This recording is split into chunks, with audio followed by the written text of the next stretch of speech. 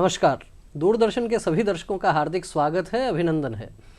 पत्रकारिता के कार्य को प्रारंभ से ही श्रेष्ठ कार्य माना गया है और उसके पीछे भावना यह रही है कि यह एक ऐसा माध्यम रहा है जो वास्तव में प्रारंभ से ही जन जागरण का, राष्ट्र जागरण का कार्य करता आया है।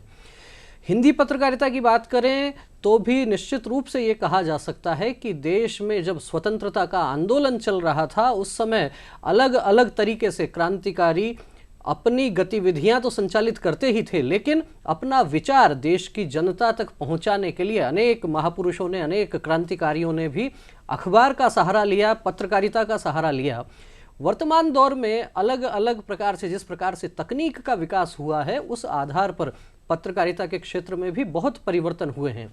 वर्तमान परिस्थितियों में पत्रकारिता के समक्ष चुनौतियां और समाधान, इस विषय पर चर्चा करने के लिए आज हमारे स्टूडियो में पधारे हैं श्रीपाल जी शक्तावत। श्रीपाल जी, आपका बहुत बहुत स्वागत है। नमस्कार। श्रीपाल जी वरिष्ठ पत्रकार हैं तथा पत्रकारिता के विभिन्न माध्यमों में आपने अपनी सशक्त उपस्थिति दर्ज करवाई है। श्रीपाल जी, सबसे पहले चर्चा आपसे ये करेंगे कि आज का दौर जिस प्रकार से चल रहा है, खास तौर पर हम बात करें तो पत्रकारिता के माध्यम से एक दौर वो था जब लोग अपनी भाषा को भी शुद्ध किया करते थे। एक भाषा को पढ़ने का जो माध्यम था, भाषा को अपना सुधारने का माध्यम था, वो भी एक समय में अखबार हुआ करते थे। आज के दौर में क्या लगता है, क्या स्थितियां हो गई हैं? जी बिल्कुल।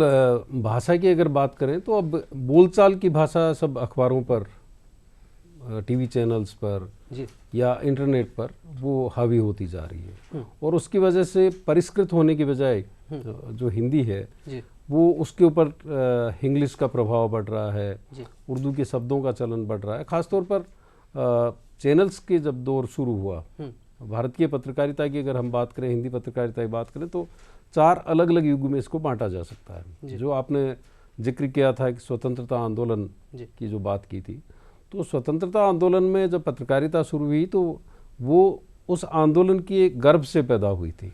उसके पीछे मकसद था राष्ट्रवाद, देश में किस तरह से स्वतंत्रता आए, और उसका माध्यम बना था यह पत्रकारिता। उस वक्त मिशन था लेकिन अब व्यवसाय है पत्रकारिता जी। और उसको स्वीकार करने में कोई दिक्कत होनी नहीं चाहिए। खासतौर पर भूमंडलीकरण के बाद, आर्थिक उदारीकरण के बाद समाचार पत्रों पर, टीवी चैनल्स पर उसका साफ साफ असर नज़र आने लगा और उसी दौरान भाषा भी परिष्कृत होने की बजाय बिगड़ती चली गई।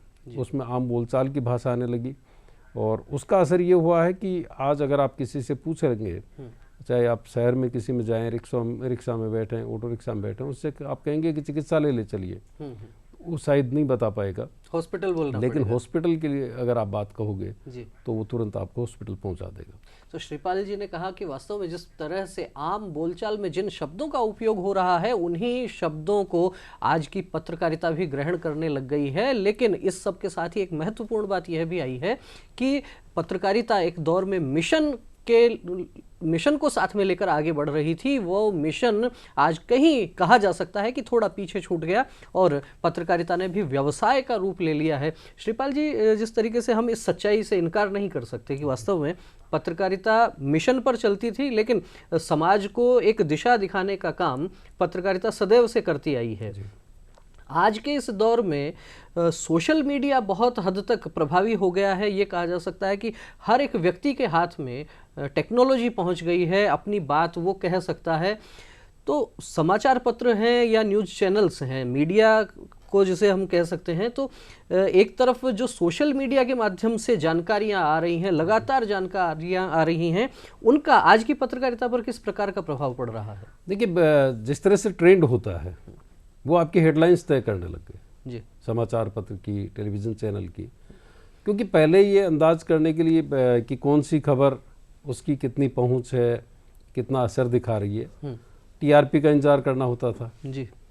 लेकिन आज सोशल मीडिया से एक अंदाज लग जाता है कि कौन सी खबर सबसे ज़्यादा शेयर हो रही है, देखी जा रही है, पसंद की जा रही है, और वो पहले टीवी चैनल की हेडलाइन तय करेगी, उसके बाद अगले दिन अखबार का एजेंडा तय करेगी जी। और सीधे तौर पर कहें तो उसका बहुत ज़्यादा प्रभाव है। और सबसे बड़ी बात ये हुई है इसकी वजह से कि जो खबर की भूख होती थी, सुबह उठते ही आपको सबसे पहले लगता था कि अखबार सबसे पहले देखना चाहिए। जी।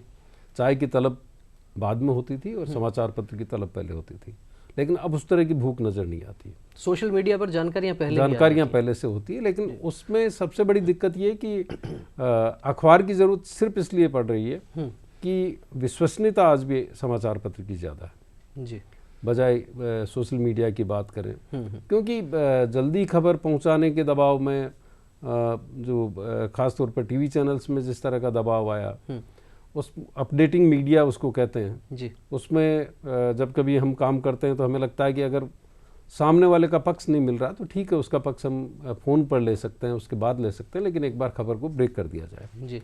लेकिन जब समाचार पत्र आता है तो उसमें दोनों पक्ष सामने होते हैं और उसके बाद में आपके लिए ये आकलन करना बहुत आसान हो जाता है कि सच क्या है और कितना सच है। श्रीपाल जी, ये जो ब्रेकिंग न्यूज की होड़ है एक प्रकार से, और ये भी हम कह सकते हैं तकनीक के बढ़ने के साथ हुआ है, क्योंकि जब केवल प्रिंट मीडिया की हम बात करते हैं तो अखबार तो ठीक है 24 घंटे बाद ही आएगा, लेकिन चैनल्स 24 घंटे के हो गए, सोशल मीडिया पर अनेक प्लेटफॉर्म्स हैं वो 24 घंटे के हो गए। तो जो न्यूज़ ब्रेक करने की होड़ है उसमें क्या खबरों की विश्वसनीयता पर और खबर के और जो विभिन्न एंगल हैं क्या उन पर भी असर हुआ है?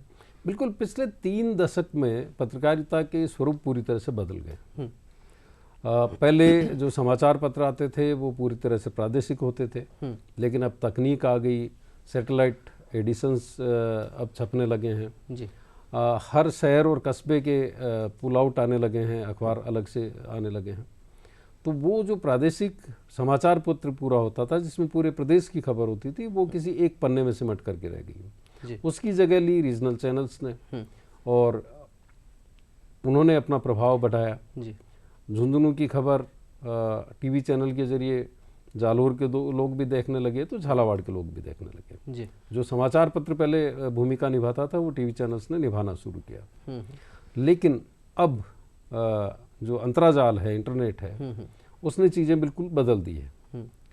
अब टेलीविज़न पर कोई खबर आने से पहले वो आपके पास में सोशल मीडिया के जरिए, इंटरनेट के जरिए पहले पहुंच जाएगी। हालांकि उसकी विश्वसनीयता कितनी है वो अपने आप में एक सवाल होता है, क्योंकि कई बार सुनी सुनाई बात के आधार पर खबर आ जाती है, कोई भी उसको वायरल कर देता है, कई बार इंटेंशंस ठीक नहीं होते हैं।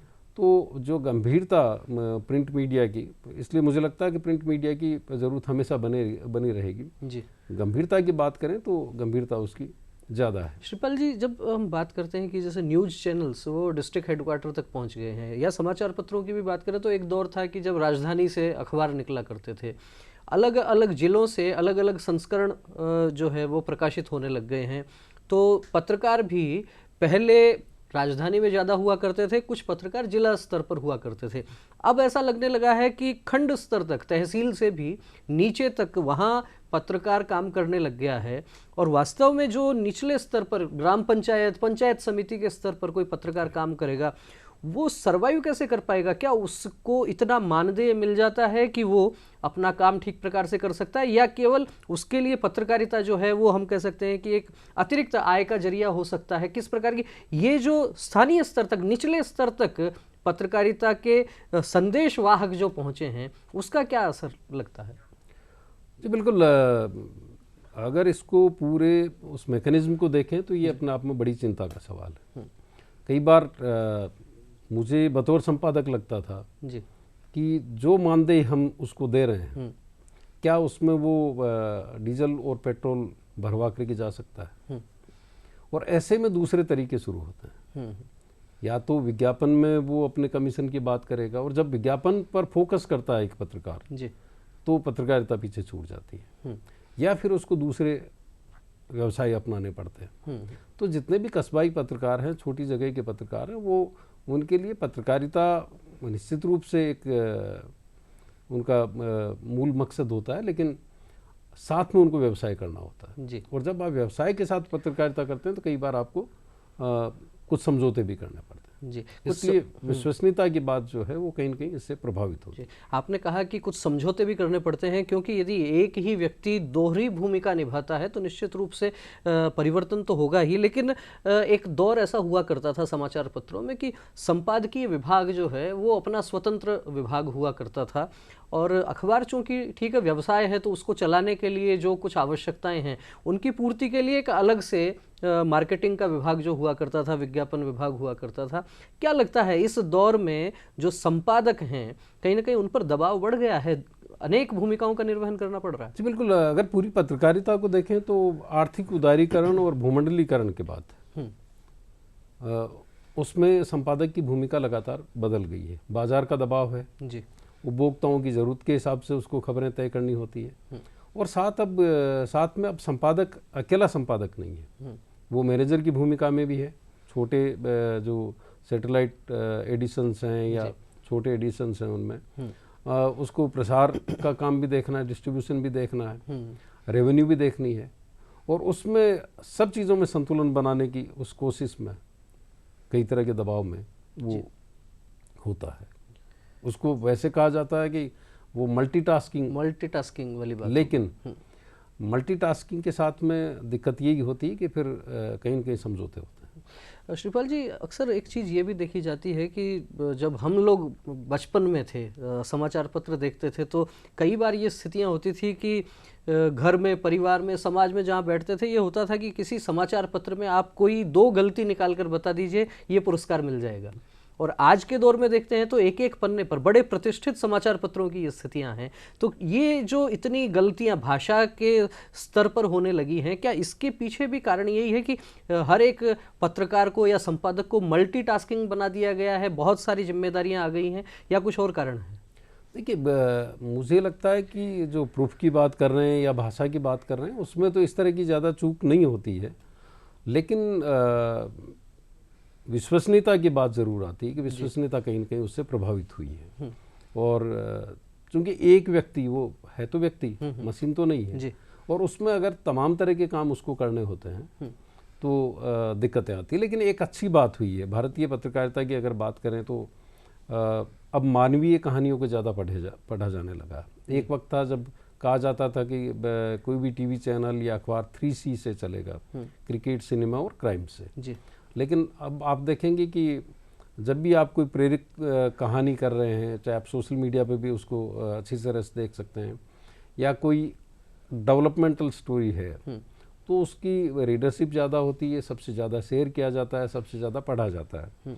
तो मानवीय दृष्टिकोण की कहानियाँ अब ज़्यादा हमारे टीवी चैनल्स की बात करें या अखबार हैं उसमें प्रमुखता से प्रकाशित होती है। नए प्रयोग भी होने लगे हैं, बड़े संस्थान आए हैं तो उसके बाद में प्रयोग भी उसमें होने लगे। लेकिन खोजी पत्रकारिता की अगर बात करें तो वो संभावनाएं लगातार ख़त्म होती चली गई हैं। ज़्यादातर में तो ये होता है कि टीवी चैनल्स की अगर बात करें उनको लगता है कि किस तरह से खर्चे कम किए जाएं, प्रोग्रामिंग ज़्यादा बढ़ गई होती है जी। या डिबेट जिसका कोई मतलब नहीं होता है उस डिबेट के ऊपर ज़्यादा फोकस किया जाता है, उसमें मुद्दे की बात आने से पहले उसको हड़का दिया जाता है या चुप करा दिया जाता है। तो कहीं न कहीं लगता है कि जो एक मकसद था जिसके लिए कोई समाचार देखता था वो पीछे छूटता हुआ नज़र आता है, ख़ासतौर पर निजी चैनलों की प्रतिस्पर्धा में। श्रीपाल जी, जैसे आपने बात की डिबेट्स की, जो इलेक्ट्रॉनिक मीडिया है उस पर अलग अलग विषयों को लेकर चर्चाएं होती हैं। सामान्यतः हम समाचार पत्र की बात करते हैं तो उसमें एक चीज़ समझ में आती है कि संपादकीय पृष्ठ जो होता है सामान्यतः उस पर आपको विचार मिलता है, उसमें हम कह सकते हैं व्यूज होते हैं, और उसके अतिरिक्त जो है वो न्यूज होती है। तो अखबार के स्तर पर देखते हैं तो न्यूज और व्यूज का वो जो अंतर है वो समझ में आता है। लेकिन क्या लगता है टीवी चैनल्स इस बात को लेकर ज़्यादा कटघरे में खड़े किए जाते हैं कि न्यूज के बजाय एजेंडा चलाते हैं या व्यूज दिखाते हैं? तो इस चुनौती से कैसे पार पाया जा सकता है? देखिए, जब तक आर्थिक परिस्थितियों को देखेंगे, खर्चे कम करने को लेकर के, टीआरपी को लेकर के, किस तरह से पब्लिसिटी मिलेगी, किस तरह से किसी एक पक्ष को खुश किया जा सकता है, तब तक आप सच्ची पत्रकारिता की उम्मीद नहीं कर सकते। उसमें उस तरह की दिक्कतें आती रहेगी। ख़ास तौर पर वो वक्त भी अब निकल गया है। पहले होता ये था कि मुझे अच्छी तरह ध्यान है, जब सूरतगढ़ में वहाँ के डिपो में आग लगी जी, तो पूरी रात चल करके हम जा रहे हैं, शूट कर रहे हैं, वापस दौड़ रहे हैं, खबर फाइल कर रहे हैं। जी, अब संसाधन बदल गए, बढ़ गए, रिपोर्टिंग पर खर्चे कम किए जाने लगे हैं, जी, इन्वेस्टिगेशन पर ज़्यादा वक्त देना बंद कर दिया गया है। तो उसमें किस तरह से खर्चे कम करके आप आगे बढ़ सकते हैं, किसी एक पक्ष को खुश कर सकते हैं, उस तरह की तमाम दबाव हैं। और उन दबावों के बीच में आप किस तरह से पत्रकारिता करते हैं, ये अपने आप में एक बड़ा सवाल है। मुझे तो ये भी लगता है, मैं लगातार इसको ऑब्जर्व कर रहा हूँ कि अब ज़्यादातर संस्थानों को पत्रकारों की आवश्यकता नहीं है, उनको मीडिया कर्मी चाहिए। पत्रकार नहीं चाहिए, मीडिया कर्मी चाहिए, जो एक पक्ष जो बोल रहा है और दूसरा पक्ष जो बोल रहा है उसको ला करके अपनी रिपोर्ट फाइल कर दे जी। उसमें उसकी तरफ से कोई इन्वेस्टिगेशन हो, प्रोसिक्यूशंस हो, उसकी गुंजाइश खत्म होती चली जाती है। और एक चुनौती और पत्रकारिता में मैं लगातार महसूस कर रहा हूँ कि 45 साल के बाद में ज़्यादातर संस्थानों को एक पत्रकार महंगा लगने लगता है। उसको लगता है कि उसमें एक रिजिडनेस आएगी विचारों के स्तर पर, वो उस तरह के समझौते नहीं करेगा जिस तरह से नया कोई व्यक्ति कर सकता है। एक तर्क ये होता है कि उस तरह से वो भागदौड़ नहीं कर सकता जी। तो उसके पीछे सिर्फ वो मकसद नहीं है, उसके पीछे वजह ये है कि एक तो उसकी जो मानदेय है, तनख्वाह है, वो बढ़ गई होती है, अनुभव बढ़ा है, तो अनुभव बढ़ा है। तो दूसरे देशों की पत्रकारिता की अगर बात करें तो वहाँ पर अनुभव और उम्र को ज़्यादा तवज्जो दी जाती है।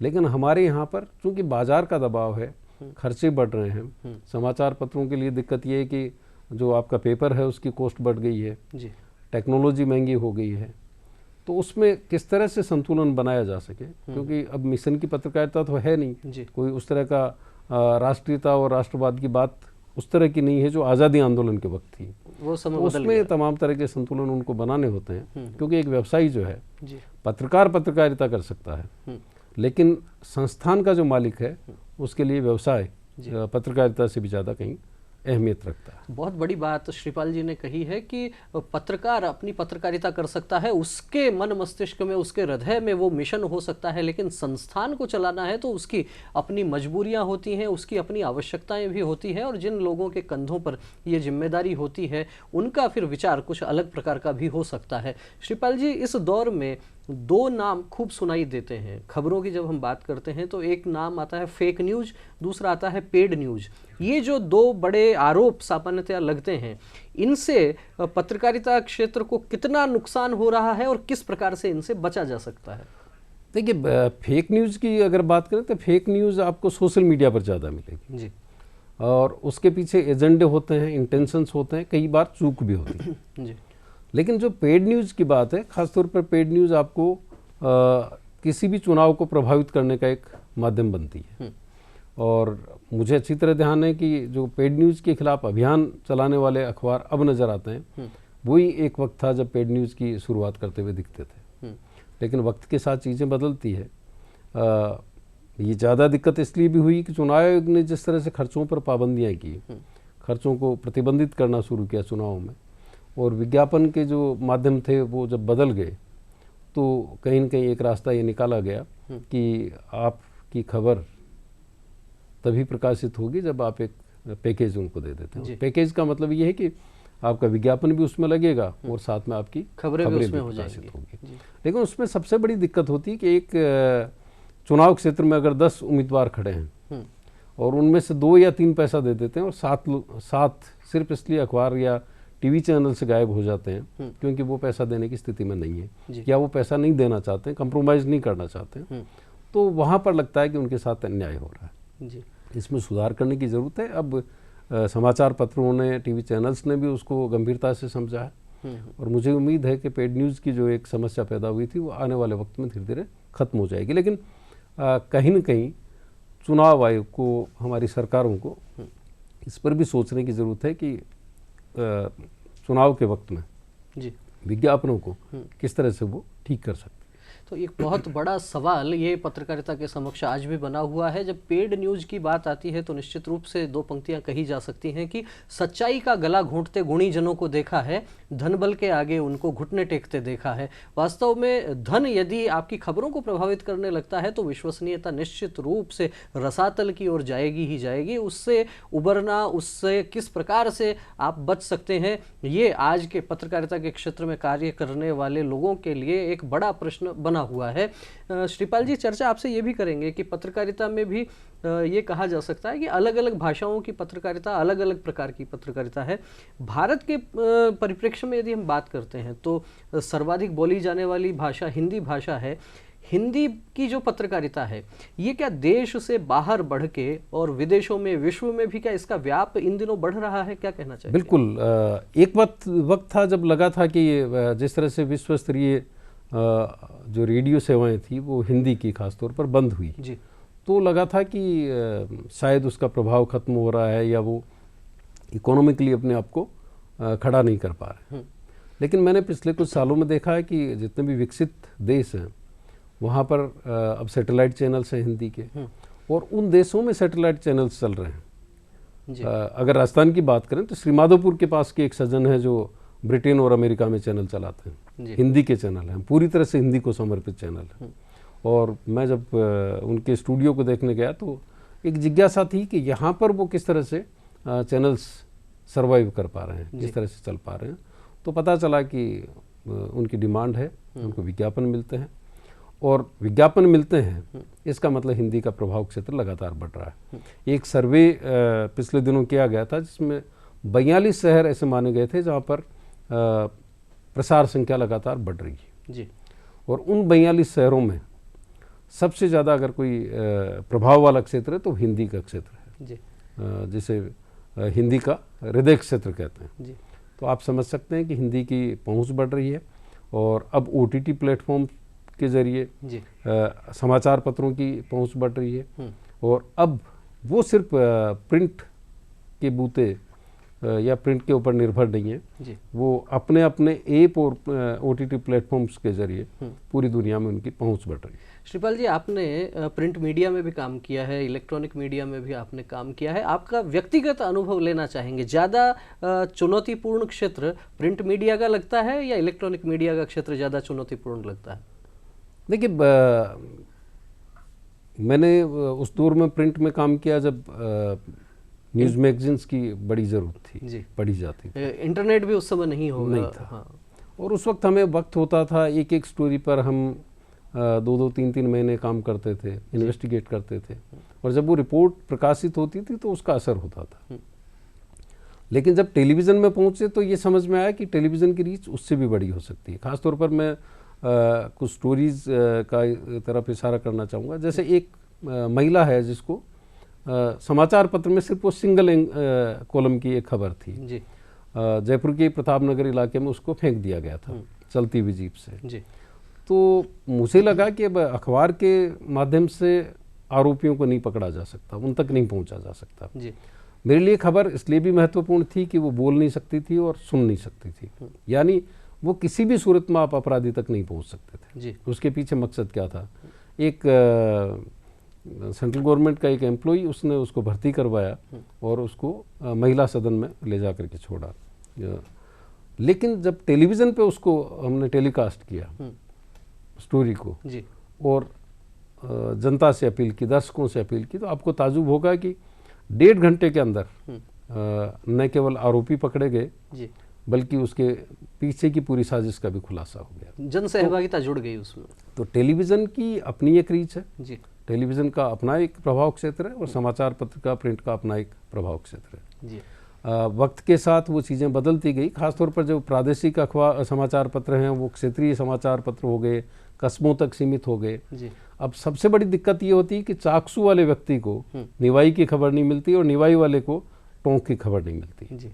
तब लगता है कि वो प्रभाव क्षेत्र जो समाचार पत्र के माध्यम से था वो कम हुआ। लेकिन अच्छी बात यह है कि उन इलाकों के, उन कस्बों की खबरों को अब समाचार पत्रों में पूरा स्थान मिलने लगा है जी। और उस कमी को पूरा किया रीजनल चैनल्स ने। जी। और अब उससे भी ज़्यादा प्रभाव सोशल मीडिया का। कार्यक्रम हमारा अंतिम चरण में है श्रीपाल जी। जो अब पत्रकारिता में नए जो युवा आ रहे हैं और इन परिस्थितियों में आ रहे हैं जबकि वास्तव में पत्रकारिता शुद्ध रूप से व्यवसाय हो गया है और चैनल्स पर जिस तरीके से ब्रेकिंग न्यूज की होड़ रहती है, अखबारों का एक अलग प्रकार हो गया है, भाषा जिस प्रकार से वहाँ भी बदल रही है और खबर लेने के लिए एक दौर हुआ करता था कि आपको जाना होता था। अब खबरें खुद चलकर आ रही हैं, इंटरनेट के माध्यम से आ रही हैं, सोशल मीडिया के माध्यम से आ रही हैं। तो इन परिस्थितियों में जो युवा पत्रकार हैं या जो युवा हैं पत्रकारिता के क्षेत्र में आना चाहते हैं, क्या संदेश देना चाहेंगे उनके लिए? मेहनत का हमेशा कोई विकल्प नहीं होता जी। और समाचार वही है, खबर वही है जो आप तक नहीं पहुंची और आप उसको खोज करके ला रहे हैं। हमारे समाज में बहुत अच्छी चीज़ें हो रही है। मुझे लगता है कि हाशिए पर बैठे उन लोगों पर हमारी निगाह होनी चाहिए, उन समाचारों पर हमारी निगाह होनी चाहिए जिनका व्यापक असर हो सकता है समाज पर, समाज के बदलाव में और सरकार तक उनकी आवाज़ पहुंचाने में। जी। उसकी गुंजाइश बहुत है। जो आ चुका है उसको तो आपको कुछ करने की ज़रूरत नहीं है। आप अलग से नई चीज़ क्या निकाल सकते हैं वो अपने आप में महत्वपूर्ण है। और मैं नई पीढ़ी में कई चीज़ें अच्छी देख रहा हूँ कि उनके सोचने का दायरा बदल रहा है जी। वो चीज़ों को इन्वेस्टिगेट करने की उनकी क्षमता बढ़ रही है जी। लेकिन जब पत्रकार की बजाय मीडिया कर्मियों की खोज हो तो उस वक्त ये सवाल ज़रूर खड़ा होता है कि वो एक पत्रकार के बतौर कितने वक्त तक अपने आप को जिंदा रख सकते हैं। तो बड़ी बात श्रीपाल जी ने कही है कि एक पत्रकार के रूप में आप अपने आप को कितने समय तक वहां खड़ा रख सकते हैं, इस बात पर भी ध्यान देने की आवश्यकता है। और वास्तव में पत्रकारिता के क्षेत्र में जो नए युवा आना चाहते हैं उनके लिए भी एक मूल मंत्र इन्होंने दिया है कि परिश्रम जो है उसका कहीं कोई विकल्प नहीं है। यदि आप परिश्रम करते हैं, नई स्टोरी ढूंढते हैं, उसके लिए मेहनत करते हैं, केवल और केवल आप इंटरनेट, सोशल मीडिया इसके सहारे बैठने के बजाय आप यदि सीधे जनता में जाते हैं, अंतिम व्यक्ति तक पहुंच के सरकार की योजनाओं का लाभ हो या फिर उस व्यक्ति की कोई परेशानियां हो, उनको यदि आप समाज के सामने लाते हैं, समाज में जो कुछ प्रेरणादायक हो रहा है ऐसी बातों को आप यदि अखबार के माध्यम से, चैनल्स के माध्यम से, अपनी खबरों के माध्यम से यदि आप लेकर आते हैं जनता के सामने, तो निश्चित रूप से आपकी पत्रकारिता सही दिशा में जा रही है। वर्तमान समय में चुनौतियां बहुत हैं लेकिन उन चुनौतियों के साथ ही समाधान भी कहीं ना कहीं है और वो समाधान इस क्षेत्र में काम करने वाले लोगों को ही ढूंढने पड़ेंगे। पत्रकारिता के क्षेत्र में चुनौतियां और समाधान, इस विषय पर चर्चा करने के लिए श्रीपाल जी आप हमारे स्टूडियो में आए। आपने अलग अलग प्रश्नों का अलग अलग प्रकार से बहुत ही सरलता से, सहजता से आपने जवाब दिया, आपने समय दिया। आपका बहुत बहुत धन्यवाद। नमस्कार।